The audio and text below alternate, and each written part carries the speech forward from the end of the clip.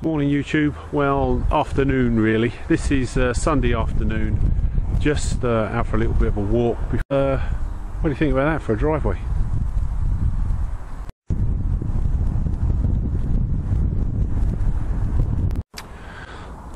Okay YouTube, this is my new house.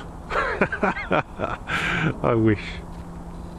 And my driveway, yes. Now all I've got to do is save up for my Rolls Royces and Bentleys and we'll be fixed. Now this is the actual agricultural college, this is the main headquarters, and it's beautiful architecture. And who lives in a place like this?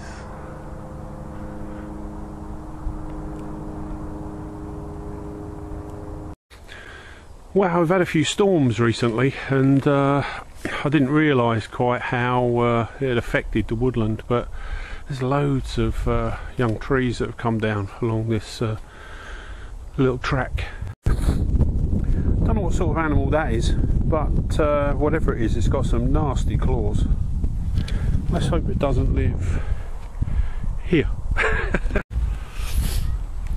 Well, I'll give you a little story while we're walking along. This is my old dad's walking stick, and I had his name put on it because he used to leave it everywhere, which always used to make me laugh, you know, because either you need a walking stick to walk or you don't, and my old dad didn't, but he used to like carrying a stick.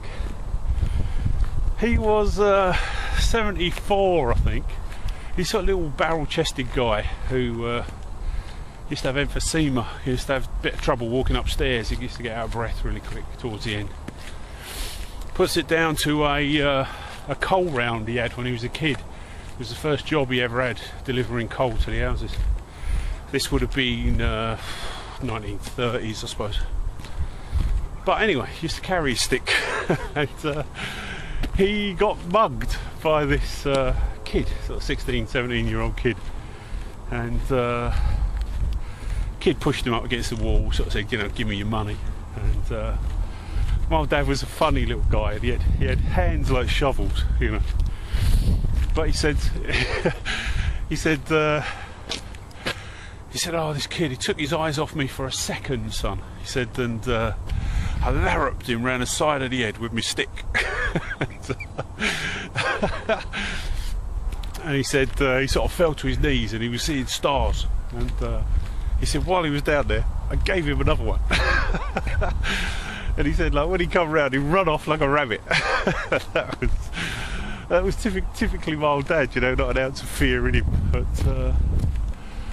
yeah, quite a funny story. When I go for a walk I always bring the old man's stick.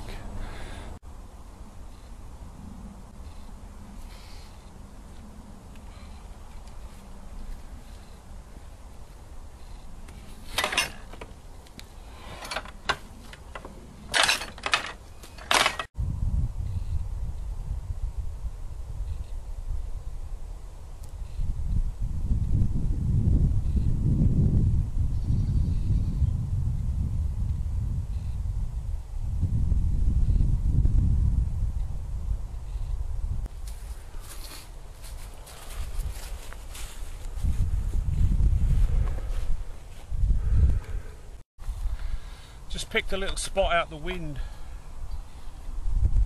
Nice cup of tea and a bar of chocolate.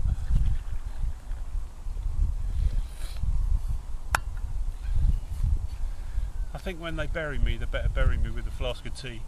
I'm a typical Englishman.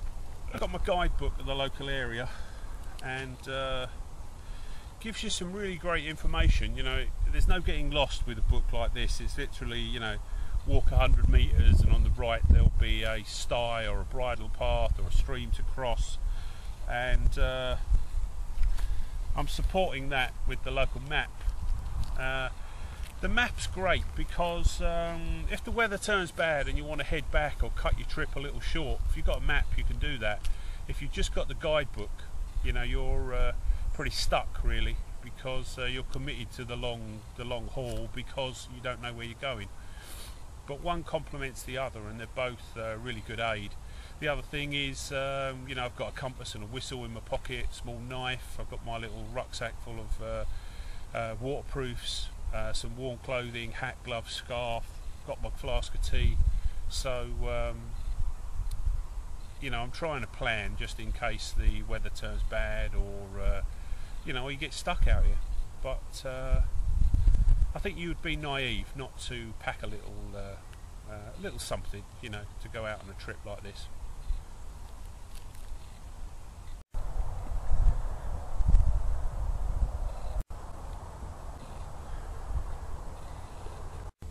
Wow, I'm going to take some of these home. Pine needle and rose hip tea.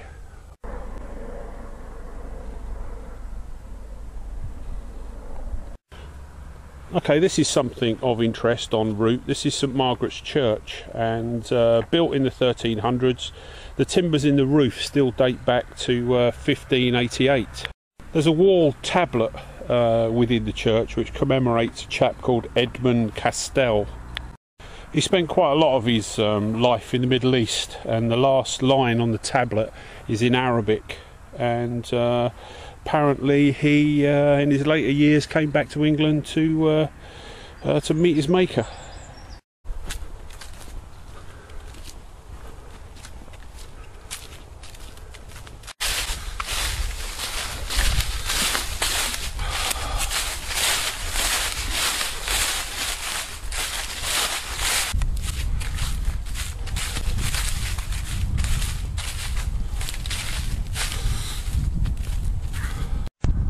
Okay, starting to lose the light. Not sure if you can see that, but that water tower on the horizon, that's where we're going.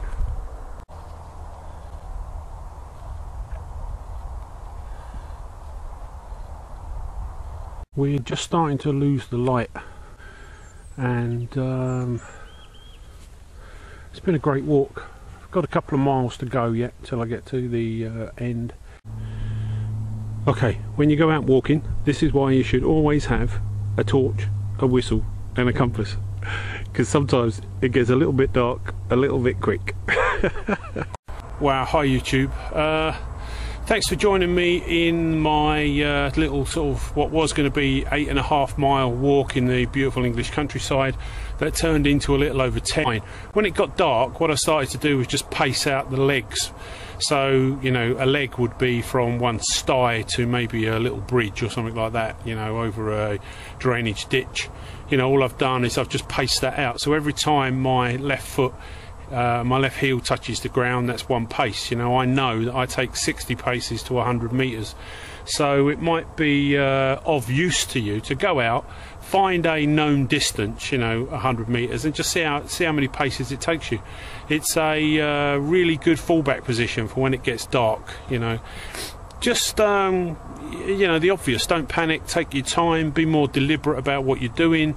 It's a little bit more important you don't get lost, you know, but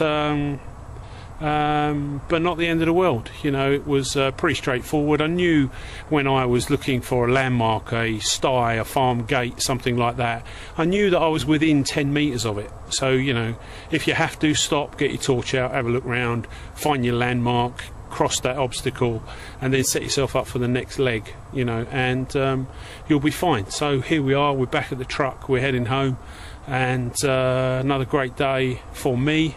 You know, a little bit of a workout, blown out a few cobwebs, and looking forward to heading home for a nice dinner. As always, you know, any comments, love to hear them. Back soon.